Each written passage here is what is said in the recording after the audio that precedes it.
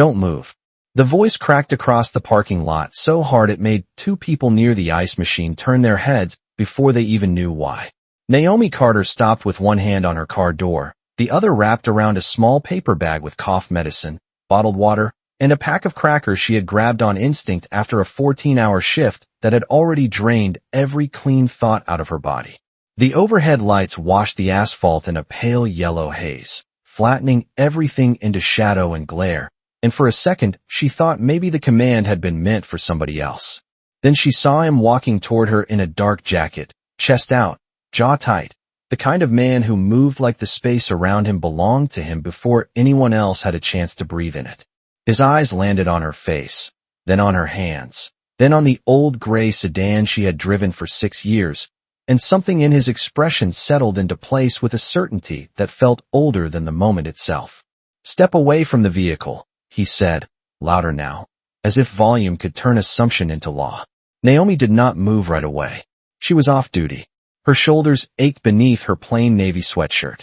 There was a faint pressure behind her eyes from too much fluorescent light, too much radio traffic, too many hours of standing in other people's emergencies, while her own exhaustion waited patiently in the background. She had stopped at this gas station because it was still open and because her mother's cough had sounded worse on the phone. That was all. Just one stop. Just one bag in her hand. Just one quiet errand on a night already begging to end. But the man coming toward her was not looking at a tired daughter trying to get home. He was looking at a black woman alone in a parking lot, and he had already decided that was enough to turn ordinary into suspicious. "You heard me," he said. "Don't reach for anything." The paper bag shifted softly in Naomi's grip. Somewhere behind her, a cooler motor hummed through the glass storefront. A pickup truck rolled past the pumps, slow enough for the driver to stare. Naomi lifted her chin and looked directly at him for the first time. His face was pale and sharp under the lights, early 40s maybe, with the clipped confidence of a man used to speaking first and being questioned later. An ICE badge hung near his belt. Off duty or not, authorities sat on him like a costume he had forgotten to take off. "I'm standing still," Naomi said, her voice calm enough to make his sound even harsher by comparison. He glanced at her purse, then back to her face. "Then keep it that way." It was not the words. Naomi had heard harder words in uglier places. It was the way he said them, like her compliance was owed, like her silence would be proof, like dignity was something he could suspend for the length of his suspicion. A teenage cashier inside the store looked up from behind the register. Near the door, a college-aged girl in a red hoodie slowed down and pulled her phone halfway out of her pocket. The air felt thinner now, stretched tight between strangers who could feel something wrong without yet knowing its shape. Naomi could feel the heat of the engine still ticking under her hood. She could smell gasoline, wet concrete, burnt coffee drifting from inside the store. She could also feel the old familiar thing she hated most, not fear exactly, and not anger either, but that cold, disciplined restraint that black people in America learned too early. The one that says survive the moment first, speak about it later. The officer took another step closer. "Ma'am," he said, with a politeness so false it landed like an insult. "I'm going to need to see some identification." Naomi looked at him, at the set of his mouth, at the people beginning to notice, at the hand he had already flexed once as if impatience had entered the scene before facts had. Then she drew a slow breath through her nose, steady as steel, and said the 7 words that would split this night in half. "You need to be very careful what happens next." The words hung in the air with such quiet precision that even the man in the dark jacket seemed to register, if only for a second, that he was no longer dealing with someone he could casually push through his own version of the truth. But men like him did not back away from a warning. They stiffened against it. The faint smirk at the corner of his mouth did not disappear. It sharpened. "Careful," he repeated, as if the idea itself offended him. "You do not get to tell me how to do my job." Naomi did not answer right away. She could hear the tires of a car hissing over the road beyond the station. She could hear the convenience store door open and close behind her as someone stepped outside, sensed the tension, and stopped. Every sound seemed oddly separate now, laid out in clear pieces, the way moments sometimes became when the body understood trouble before the mind gave it a name. She adjusted her grip on the paper bag and kept her shoulders loose. The trick was always the same. Do not mirror the aggression. Do not hand the moment the chaos it is trying to force out of you. You are not doing your job, she said at last, each word level and clean. You are making a choice. That landed harder than if she had raised her voice. He blinked once, then let out a thin breath through his nose. I asked for identification. And I heard you. Then show it. Naomi looked at him for a long beat, not because she was afraid, but because she could already feel the shape of what was happening, and she understood how quickly public lies could harden into official language if no one stopped them while they were still soft. A tired black woman at a gas station. A federal officer with authority in his posture and certainty in his tone. To the wrong eyes, that story could be finished before it was ever told correctly. The girl in the red hoodie had her phone all the way up now. Naomi saw the reflection of the screen catch in the glass door. Good, she thought, not with relief, but with recognition. Witnesses changed the temperature of a lie. What exactly is your reason for stopping me? Naomi asked. You match behavior that looked suspicious. What behavior? He hesitated, and that hesitation was small but real. Loitering. Reaching into your vehicle. Refusing to comply. Naomi almost smiled, but there was no humor in her face. I parked my car. I opened my door. I answered you. He took another breath, longer this time, and she could see the irritation beginning to crack through the confidence. Men who relied on instant submission never looked prepared for calm resistance. It made them clumsy. You want to make this difficult, he said. Naomi shook her head once. No, I want you to hear yourself. The sentence settled over the parking lot like a weight. The cashier was at the window now, staring. The truck at the far pump had not moved. What had started as a private assumption was becoming a public scene, and public scenes had a way of forcing truth into the open one detail at a time. Naomi felt her pulse steadying instead of rising. That was when she knew the night had shifted. Not in his favor. Not anymore. She lowered her eyes to the purse hanging at her side, then lifted them back to his face. I am going to reach into my bag now, she said, calm enough to make the sentence sound almost formal. And I suggest you pay very close attention to what you see. The parking lot seemed to narrow around that sentence. Not because the space had changed, but because everyone in it now understood that something irreversible was about to happen. Naomi moved with deliberate care, the kind that came from training, discipline, and long practice in rooms where one wrong motion could become somebody else's excuse. 2 fingers slipped into her purse. The paper bag in her other hand rustled softly against her leg.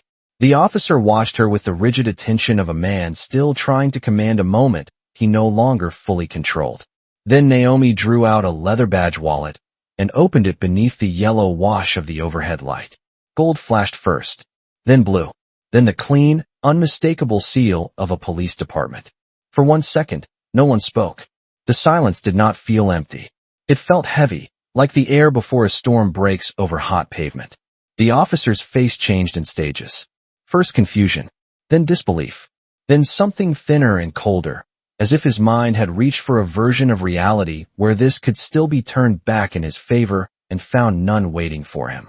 Naomi held the badge steady at chest level, not thrust toward him, not shaken in anger, just presented with the calm of a person who had never needed to perform authority in order to possess it. Lieutenant Naomi Carter, she said. Her voice was quiet, but it carried across the lot with perfect clarity. City Police Department. The words landed harder than any raised tone could have. The girl in the red hoodie lowered her phone a fraction, then quickly lifted it again, realizing she had just recorded the hinge of the entire night. The cashier inside pressed closer to the glass. Even the driver at the far pump seemed to freeze with one hand still on the nozzle. The officer stared at the badge, then at Naomi, then back at the badge again, as if repetition could somehow undo recognition. You are law enforcement? He asked, and the question sounded smaller than everything he had said before. Naomi did not blink. I was law enforcement when you walked up to me. I was law enforcement when you assumed I did not belong by my own car. And I was law enforcement when you decided suspicion was easier than respect. He swallowed. The hard line in his jaw loosened, but not into humility. Men like him did not surrender that easily. They searched for procedural cover, for wording, for any narrow ledge they could still stand on after the ground had shifted beneath them. If that is the case, he said, you should have identified yourself sooner. Naomi almost laughed, but what came across her face instead was something sadder than contempt. It was the look of a person hearing the oldest excuse in America dressed up in fresh clothes. Sooner? She asked. Before what? Before you saw me as a threat? Before you decided my skin, my clothes, and my car were enough for you to stop me? His mouth opened, but nothing came out. The truth had a way of stripping language off people who depended on tone more than facts. Naomi closed the badge wallet, but she did not put it away. She wanted the symbol still visible. Not for her sake. For everyone else's. For the phone camera. For the witnesses. For the record that had already started building itself in real time. You did not approach me because of behavior, she said. You approached me because you were comfortable being wrong about me in public. The officer glanced around then, finally seeing the eyes on him instead of through them. That was the moment Naomi knew he understood. Not the badge itself. Not even who she was. He understood exposure. He understood that whatever story he had hoped to control had slipped beyond his reach and into other hands. The red hoodie girl was still filming. The cashier was no longer pretending not to watch. Somewhere behind the station, a siren wailed far off and faded into the city night. Naomi could feel her heartbeat, steady as a metronome now, not rushed, not uncertain. She had spent years learning how to stay composed under pressure, but this was different. This was not just about her. It was about every time someone had been expected to prove innocence before being granted basic decency. The officer shifted his stance and lowered his voice, as if softer words might erase the shape of louder ones. There has been a misunderstanding. Naomi tilted her head slightly. No, she said.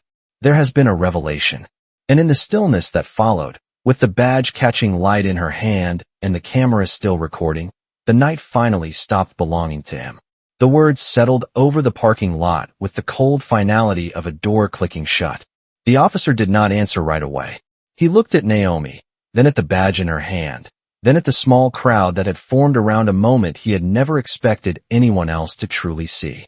His posture changed first. Not enough to look humble. Just enough to reveal calculation. The false certainty in him had not disappeared. It had only changed clothes. Naomi knew the type. When control slipped, they reached for language. When facts cornered them, they began arranging softer words around harder actions. Lieutenant, he said at last, and even the title sounded uncomfortable in his mouth, like something he was using because he had to, not because he respected it. I think this can be cleared up right now. Naomi held his gaze. The overhead lights reflected in the badge wallet and painted a faint gold line across her knuckles. Her hand was steady. It was clear before you spoke to me, she said. You just did not care. The girl in the red hoodie shifted her weight, but kept filming. Somewhere behind the gas pumps, a moth fluttered against the bright plastic cover of a light fixture with a dry, soft tapping that somehow made the silence feel even sharper. The cashier pushed open the store door. Halfway, not stepping out, just close enough to hear every word. The officer glanced toward the phone camera and then back to Naomi. I asked for identification based on what I observed. Naomi repeated the phrase inside her head for one calm second before answering. Based on what I observed. That was how people like him built protection around impulse. They translated instinct into policy and prejudice into procedure. Then say it plainly, she said. Tell them what you observed. He shifted again. A person lingering near a vehicle. Naomi looked down at her car, at the keys still resting in her hand, at the driver's side door she had opened before he barked at her like she was trespassing in her own life. I parked. I unlocked my car. I opened my door. Her voice did not rise. It narrowed. If that looks suspicious to you, then your problem started long before tonight. The officer inhaled slowly, trying to steady a conversation that was no longer his to steer. There is no need to escalate this. Naomi almost pitied how transparent that sounded. You already escalated it, she said. You did that when you decided your suspicion mattered more than my humanity. The words landed in the center of the group and stayed there. The cashier lowered his eyes for a second, as if embarrassed on behalf of the whole scene. The red hoodie girl tilted her phone a little higher. A middle-aged man by the pump finally capped his tank and stood still beside his truck, no longer pretending he was too busy to watch. The officer noticed all of it. Naomi could tell from the way he pulled his shoulders back and tried to recover the frame. Let us be reasonable, he said. I am being reasonable, Naomi replied. That is why you are still standing there explaining yourself instead of listening to a complaint being called in already. That hit him. Not because she threatened him, but because she stated the next step with the clean confidence of someone who understood both the system and the record.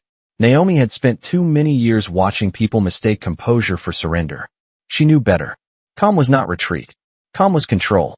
She slipped the badge wallet into her left hand, and with her right took out her phone. The movement was measured, almost ceremonial. The screen lit her face from below, cool and pale against the warm gas station lights. "What are you doing?" he asked. "Preserving the moment accurately," Naomi said. Since accuracy suddenly matters. She opened the recorder first. Then she switched to camera. She did not rush. Every second forced him to sit inside what he had done. "State your name and agency for the record," she said. For the first time since he approached her, he looked caught between choices. Refuse and appear guilty. Comply and validate the record. Naomi let that hesitation breathe. She did not fill it for him. She had learned long ago that silence was often the cleanest mirror. The officer finally gave his name, each word flatter than the last. When he said the agency aloud, something passed through the small crowd like a current. Not shock exactly. Recognition. The shape of power had become visible now. Naomi nodded once and kept the phone steady. "And just so we are clear," she said, "you stopped me without identifying any actual offense. You addressed me as a threat before asking a question, and you changed your tone only after discovering who I was." His jaw tightened. That is not what happened. Naomi looked at the phone, then at the girl in the red hoodie, then back at him. "That is the trouble with public moments," she said. "They do not belong to one version for very long." The girl in red spoke for the first time, voice small but firm in the cooling night air. "I got the whole thing." The words were simple, but they changed everything. Naomi did not smile. She only nodded once, slowly, like someone receiving confirmation she had already been expecting. The officer turned toward the girl, then thought better of it. Naomi saw the thought cross his face and disappear. Good, she thought. Let him feel limits. Let him meet them in public. A breeze moved through the lot, lifting the edge of her sweatshirt and carrying the smell of rain from somewhere miles away. Her exhaustion was still there, deep in her bones, but it had been replaced by something cleaner now. Not anger. Not triumph. Clarity. She looked at the officer one more time and saw that he finally understood the most important part of the night. This was no longer a misunderstanding between two people under bad lighting. This was evidence. And evidence had a way of following a person home. For a moment, nobody moved. The gas station lights hummed overhead. The phone in Naomi's hand kept recording, and the officer stood in the middle of his own unraveling, as if he still believed posture alone could hold the night together. Then the crack finally appeared. "You are making this into something it does not have to be," he said, but the edge in his voice was gone now, replaced by that thin, careful tone people used when they realized the room had stopped leaning their way. Naomi looked at him without blinking. "No," she said. "I am making sure it becomes exactly what it already is." The girl in the red hoodie took one small step closer, still holding up her phone. "I got when he first walked up," she said, this time louder, as if she had decided silence would make her part of the problem. The middle-aged man by the truck nodded toward the storefront. "Camera over the door caught it too," he added. The cashier, still half inside and half outside the entrance, pointed upward with a nervous hand. "And the side angle," he said. "That one sees the parking spaces." Naomi felt the shift happen almost physically, like a current changing direction under dark water. What had been one man's accusation was becoming a record built by strangers. That was how truth survived in public now, not because power made room for it, but because ordinary people decided to stop looking away. The officer followed each voice with his eyes and seemed to understand, piece by piece, how many versions of this moment now existed outside of him. He drew in a breath, squared his shoulders, and tried one last time to wrap authority around himself like a coat. "Everybody needs to calm down," he said. Naomi's expression did not change. "That is what people say when they mean stop documenting." He looked at her phone, at the red hoodie girl's phone, at the cashier, at the truck driver. Each witness seemed to narrow the space around him without taking a single step. Naomi had seen that before too. Pressure did not always come from noise. Sometimes it came from the clean weight of being seen clearly. She lowered her own phone just enough to speak into the microphone without breaking the frame. Time is 9:18 p.m., she said. Location is the Cedar Grove Fuel Mart on Madison and 12th. Present are multiple witnesses, visible surveillance cameras, and one federal officer who initiated contact without articulating a specific offense. The officer flinched at the word federal, not because it was inaccurate, but because it sounded different when said for the record. Bigger, more accountable, less personal. Naomi continued, calm as a judge reading back facts. I identified myself. His explanation changed after that. That is not a fair characterization, he said quickly. Then give a fair one, Naomi replied. The sentence dropped between them like a challenge made of glass. He opened his mouth, but the right words would not come. There were no right words. Not with cameras up. Not with witnesses listening. Not after the badge. Naomi let the silence do its work. The officer glanced toward the road, where a line of headlights moved past the station in white ribbons. He looked like a man calculating exits. Not physical exits. Narrative ones. Ways to soften, shrink, redirect. I made a lawful inquiry, he said at last. Naomi nodded once, slow and almost gentle, like a teacher preparing to correct something basic. Then tell me the law you were enforcing. Another silence. This one longer. The kind that made everyone else in the parking lot shift their weight because they already knew the answer before he admitted he did not have one. The cashier looked down at the concrete and rubbed the back of his neck. The truck driver folded his arms.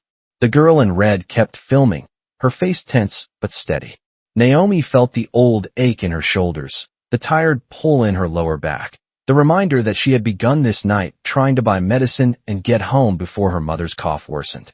That ordinary need made the whole thing feel even more obscene. She had not been at a protest. She had not been in an argument. She had not even been speaking to anyone. She had been standing beside her own car with crackers and water in a paper bag, and somehow even that had been enough. That was the wound underneath the scene. Not just what he did, but how little it took for him to do it. You know what the problem is? Naomi asked softly. The officer did not answer. You thought you would leave this parking lot with your version untouched, she said. You thought I would carry the humiliation and you would carry nothing. The girl in the red hoodie lowered her phone just enough to whisper, wow, but the word carried in the still air. Naomi did not look at her. She kept her eyes on the officer because she wanted him to hear every syllable with nowhere to hide from it.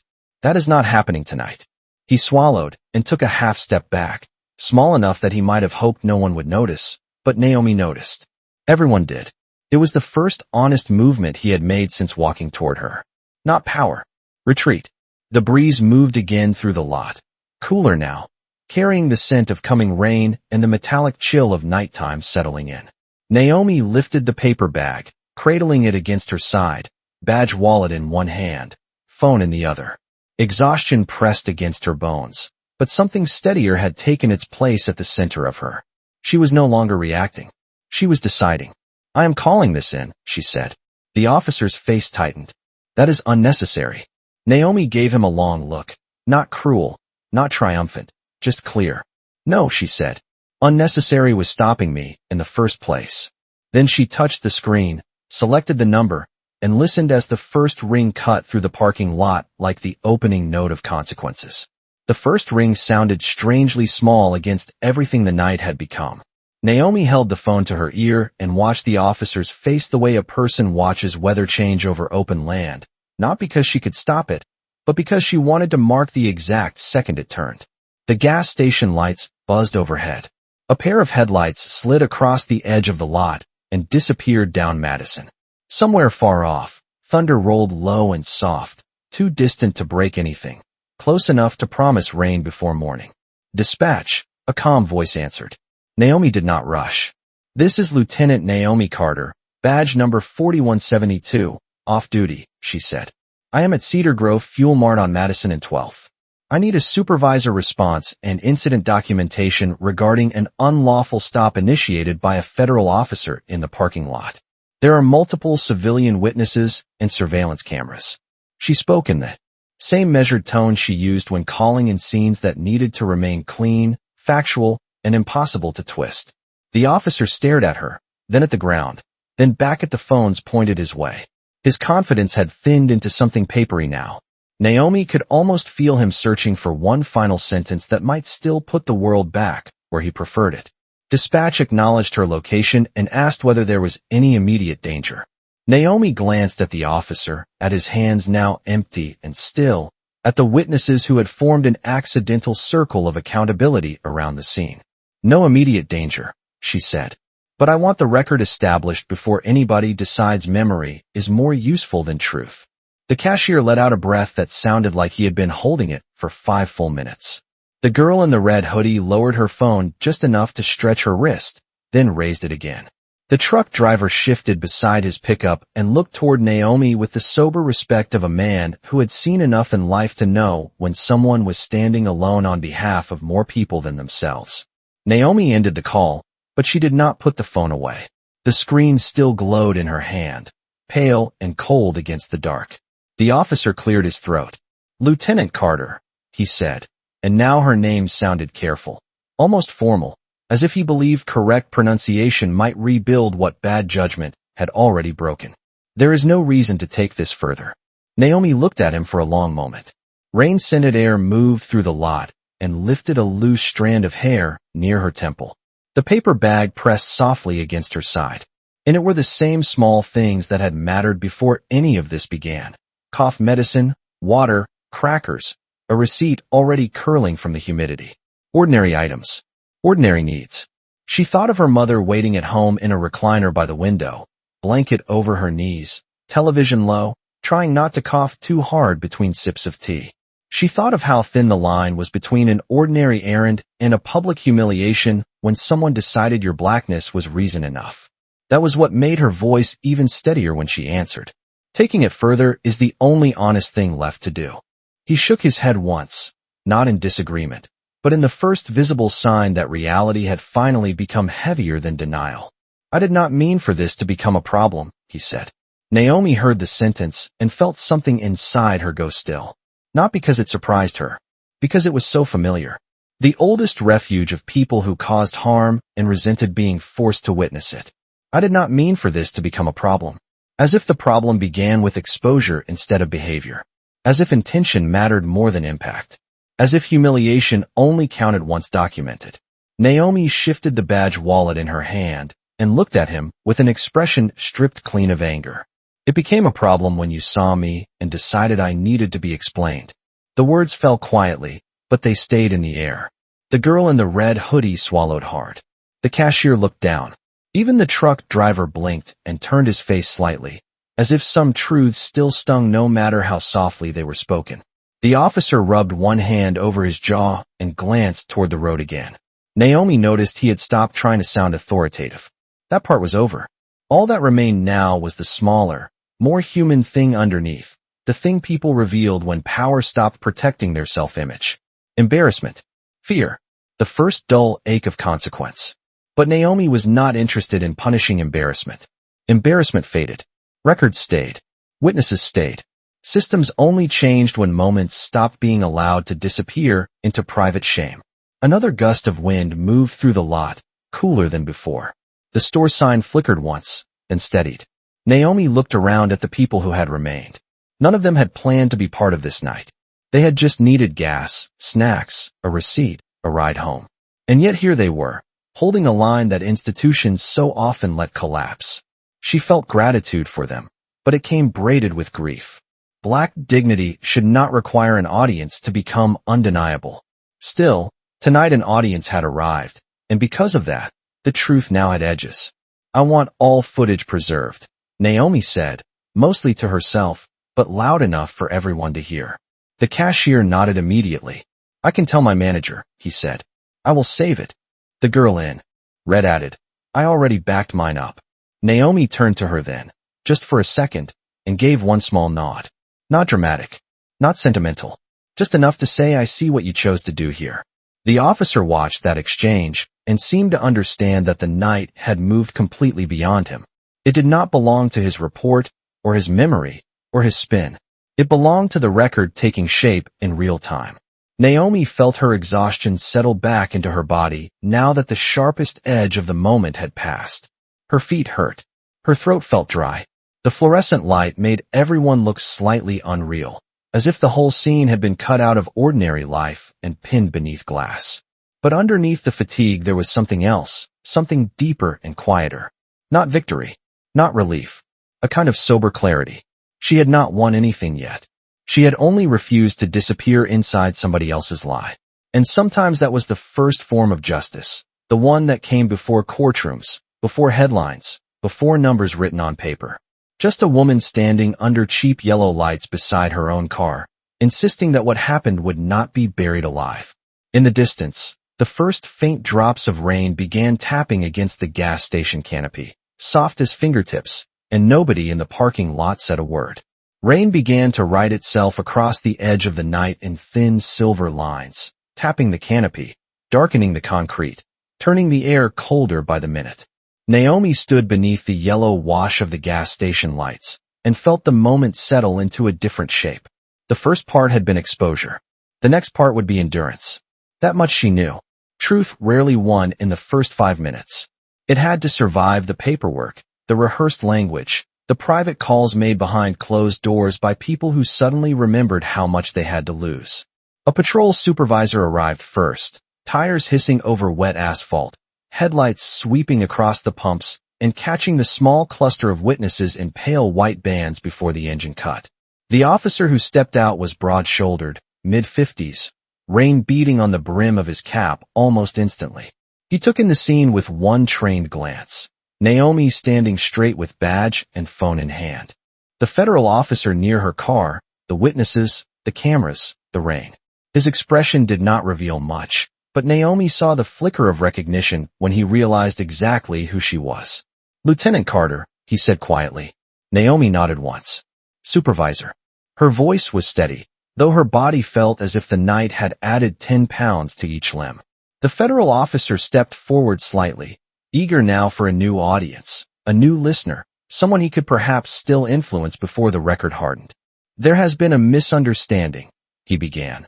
But Naomi saw the supervisor lift one hand, not rude, just firm enough to stop the sentence before it found traction.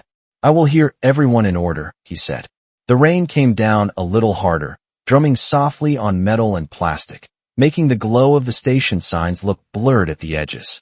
The red hoodie girl stepped under the canopy and hugged her phone against her chest to shield it.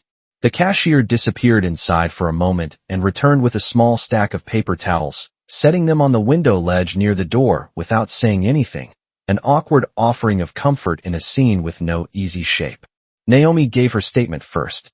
Not dramatic, not embellished, just clean facts laid out in sequence, each one placed where it belonged. Time, location, language used, failure to articulate an offense, change in tone after identification, presence of witnesses, surveillance coverage. Her words did not rush. They locked into place one by one, and with each detail the rain seemed to deepen the silence around them instead of breaking it. Then the girl in the red hoodie spoke. Her voice shook at first, but steadied as she continued. She described the officer's approach, his tone, the way Naomi had remained calm from the beginning, the exact moment the badge came out, the exact moment everything changed. The truck driver confirmed the same pattern from his angle by the pump. The cashier described what he saw through the glass and promised the manager could pull video from both cameras. By the time the supervisor turned toward the federal officer, the air felt different. Not tense anymore. Settled. As if the shape of the truth had become too solid to push aside. The officer cleared his throat and began carefully, choosing each word like stepping stones over deep water. He said he had noticed suspicious behavior. He said he had acted out of concern. He said he had no idea Naomi was law enforcement. Naomi watched the supervisor's face while he listened. Watched the tiny tightening around his eyes when the officer repeated the word suspicious without anchoring it to anything real. Watched the pause when he tried to smooth over tone with the language of policy. The supervisor asked one question, then another, both simple, both fatal in their simplicity. What specific offense did you suspect? Silence. What specific behavior justified the stop? More silence. Rain ticked against the canopy impatient, even beats. The officer gave an answer eventually, but it came late and thin, a sentence built after the fact instead of from it. Naomi did not need to look at the witnesses to know they heard the same weakness in it. So did the supervisor. He nodded once, wrote something down, and the scratch of his pen against the wet-backed notepad sounded louder than it should have. That was when Naomi felt the true turn of the night. Not when she revealed the badge. Not when the phones came out. Here. In the simple collapse of a story that could not carry its own weight. The supervisor asked Naomi if she wanted an official complaint logged. The question was respectful, but something in it still carried the old expectation that maybe she might choose to let the night shrink again, to tuck it away, to be practical, to be tired enough to go home. Naomi looked past him into the rain, where streetlights shimmered in the puddles like broken gold. She thought of her mother waiting with medicine that was now warm in the paper bag. She thought of every person who never had a badge to reveal, every person whose dignity had not come with credentials strong enough to interrupt prejudice on sight. Then she answered. Yes, she said. Just one word. But it landed with the quiet weight of something much larger than a decision. The supervisor nodded and wrote again. The federal officer lowered his eyes for the first time all night. Naomi saw it and understood that he was finally meeting the only authority he had not prepared for. Consequence. It was not loud. It did not roar. It arrived in wet ink, witness statements, preserved footage, and a roomful of people who would not unknow what they had seen. The rain kept falling, a little steadier now, rinsing oil streaks into the gutter, cooling the heat off the blacktop, making the whole lot smell like wet concrete and gasoline, and summer finally breaking. Naomi drew a slow breath and let it fill the ache in her chest. The night was far from over. Reports would be filed. Calls would be made. Stories would be adjusted by people who feared what clear facts could do. But something irreversible had already happened under those cheap lights and that thin rain.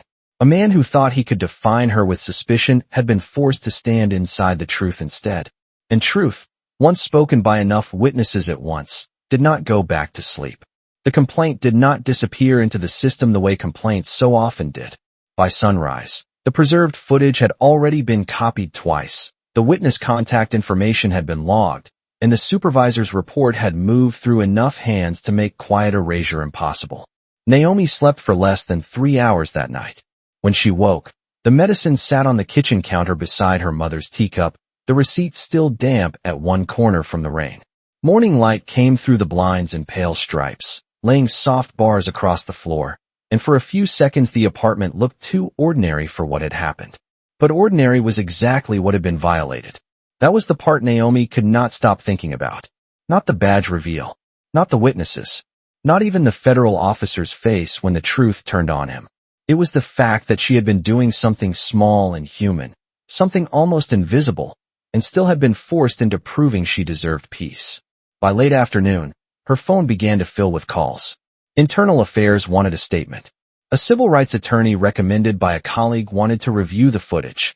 Her captain called not with surprise, but with the measured anger of a man who had heard enough stories like this to recognize the pattern before the details were complete. Do not let anybody reduce this to tone, he told her. This is conduct. Naomi sat at her kitchen table while he spoke, fingers wrapped around a mug of coffee gone lukewarm, and stared through the window at a maple tree moving gently in the breeze outside. Conduct. He was right. Not a misunderstanding. Not an unfortunate exchange. Conduct. The kind that had shape, record, precedent. The kind that followed careers home. The attorney came to see her 2 days later, a woman named Denise Holloway with silver-framed glasses, an immaculate navy suit, and the calm, surgical mind of someone who knew exactly how institutions lied when frightened. She watched the footage once without interrupting, then again in silence. Then she folded her hands on the table and looked at Naomi with an expression stripped clean of performance. He changes after the badge, she said. That part is devastating. Naomi gave a faint nod. It felt devastating before the badge. Denise held her gaze for a second longer and then nodded too, as if acknowledging the deeper wound beneath the evidentiary one. That is why we will not let them frame this as confusion, she said. We will frame it as what it is. Selective aggression followed by selective respect.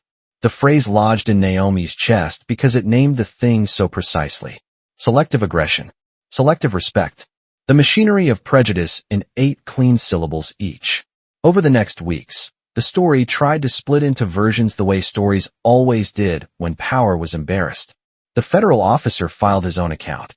The language was cautious, bureaucratic, almost bloodless. He wrote about concern, procedure, situational awareness. He wrote around the heat of the parking lot, around the bark in his voice, around the fact that every ounce of courtesy had entered the scene only after discovering Naomi's title. But paper had limits. Video did not blink. Witnesses did not agree with him. The store cameras held the angle he could not escape. The girl in the red hoodie, whose name turned out to be Talia Brooks, sent over the original recording with a timestamp still intact. The truck driver gave a statement twice and did not change a word. The cashier, nervous but firm, confirmed the sequence exactly. Truth was gathering density now. It was no longer a moment. It was a file, a timeline, a body of proof.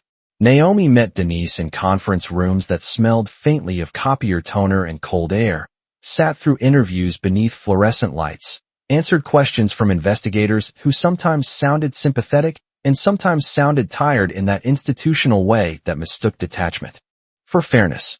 Through all of it, she kept returning to the same center. She had not raised her voice. She had not resisted. She had not invited suspicion by anything except existing in the wrong person's line of sight. Denise built the case brick by brick, not with outrage, but with precision. She brought in civil rights precedent. She traced the federal officer's disciplinary history and found other complaints, smaller ones, dimmer ones, moments that had almost vanished because nobody had enough proof to keep them alive. A pattern began to emerge, not dramatic, but unmistakable. Naomi read the summaries late at night at her dining table, while her mother slept down the hall and the apartment heater clicked on and off in the silence. Each page made her chest tighten for a different reason. Anger, yes, but also grief. For the people before her. For the people after, if nobody stopped this now. When formal proceedings finally began, the federal officer resigned before he could be publicly defended by the institution that had once wrapped itself around him. The resignation came in a dry paragraph, clean and administrative, as if careers ended without residue. Naomi read it on her phone in the department parking lot after shift and felt no thrill at all. Only stillness. Resignation was not accountability. It was the sound a door made when somebody left before being pushed. The real reckoning was still ahead. Denise called that evening, and her voice held the controlled momentum of someone who could already see the larger arc. They want to settle low, she said. Naomi stood beside her car under a flat gray sky and watched her own breath turn faint in the cooling air. No, she answered. Denise did not waste time praising the answer. She just said, I thought so. Naomi looked out across the lot, rows of windshields catching the last weak light of day, and felt that same sober clarity return. This had begun with a paper bag, a tired body, and a command thrown across a gas station parking lot. It had become depositions, preserved footage, witness affidavits, and a man quietly stepping away from the badge he once trusted to shield him. But none of that was the end. Not yet. The end would have to sound different. It would have to sound like the truth being weighed in a room where power could not interrupt, then measured in a language institutions understood better than shame. Money, career, record, consequence. And somewhere deep inside that long unfolding silence, Naomi could already hear it coming. The courtroom was colder than Naomi expected. Not in temperature alone, though the air conditioning whispered through the vents with that dry, over-controlled chill every federal building seemed to carry. It was cold in the way institutions felt when they were deciding how much a person's humiliation was worth in language they could file, stamp, and archive. Naomi sat at the plaintiff's table in a dark suit, hands folded lightly in front of her, shoulders square, face calm. Denise Holloway sat beside her with a yellow legal pad and 3 sharpened pencils lined up with almost ceremonial precision. Across the aisle, the former officer looked smaller without the force of a badge or a parking lot to stand inside. Smaller, but not harmless. Naomi had learned the difference. Harm did not always arrive loud. Sometimes it arrived through assumption, through paperwork, through a voice that mistook command for truth. The evidence had already done most of the speaking by then. The footage from the gas station, Talia Brooks's recording, the cashier's statement, the truck driver's testimony, the supervisor's notes, the timing, the shift in tone after identification. Piece by piece, the case had become impossible to dismiss without exposing the very prejudice it described.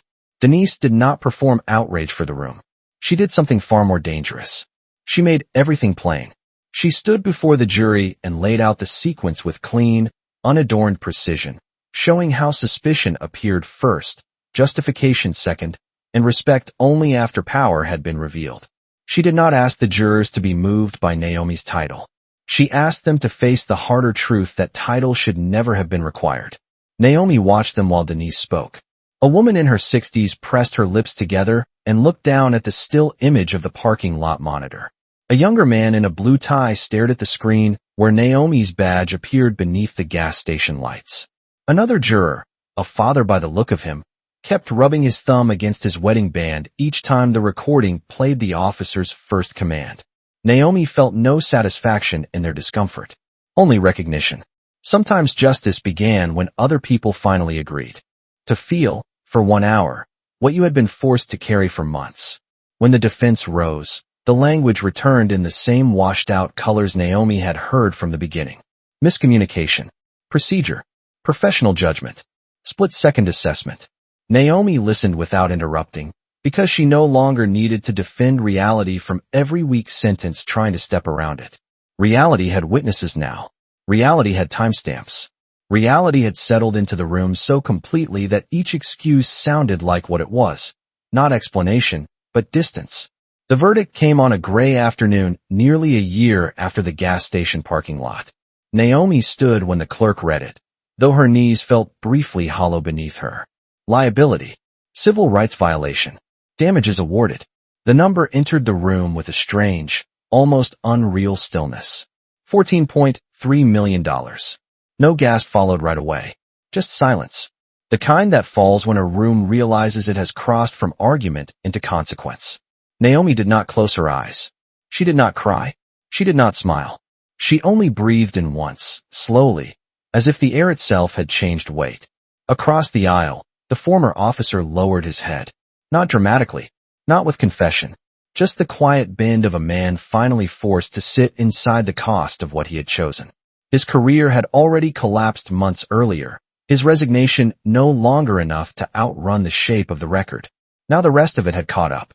Denise touched Naomi's sleeve lightly, just once, then let her hand fall away. It was not celebration. It was acknowledgement. Some victories did not feel bright. They felt heavy, exact, earned at a cost nobody should have had to pay to begin with. Outside the courthouse, the sky was bright after morning rain. The stone steps still held damp patches in their cracks, and the late sunlight turned the railings warm and gold.